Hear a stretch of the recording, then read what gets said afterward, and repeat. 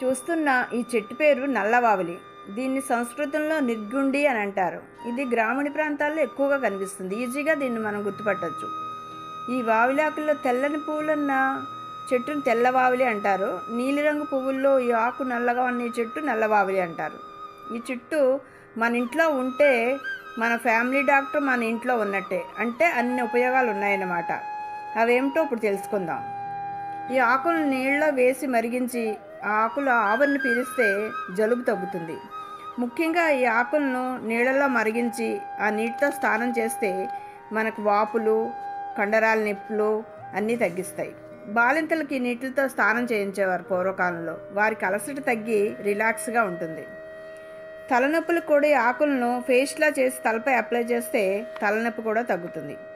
ఈ పేస్ట్ని దెబ్బలపైన, వ్రణాలపైన రాస్తే తగ్గుముఖం పడతాయి. ఇంకా ఉబ్బసానికి, ఆస్మా తగ్గడంలో కూడా ఈ ఆకులు పనిచేస్తాయి. తామర, దురద వంటి వాటికి కూడా ఈ ఆకులను దంచి నువ్వుల నూనెలో మరిగించి ఆ రసాన్ని రాస్తూ ఉంటే తగ్గుముఖం పడతాయి. అంతేకాకుండా సయాటికా, కీళ్ళవాతాన్ని కూడా ఈ ఆకుల ద్వారా తగ్గించుకోవచ్చు. ఈ చెట్టు యొక్క చిగుర్లు, పువ్వులు, వేళ్ళు ప్రతిదీ కూడా ఔషధ గుణాలు కలిగి ఉన్నాయి. ఈ చెట్టు ఆకులను వేడి చేసి కండరాల నొప్పి ఉన్న చోట కట్టడం వల్ల కండరాల నొప్పులు తగ్గిస్తాయి. ముఖ్యంగా ఈ ఆకుల్ని వేడి నీటిలో వేసి స్నానం చేయడం వల్ల శారీరకమైన నొప్పులన్నీ తగ్గి ఉల్లాసంగా, ఉత్సాహంగా ఉంటారు.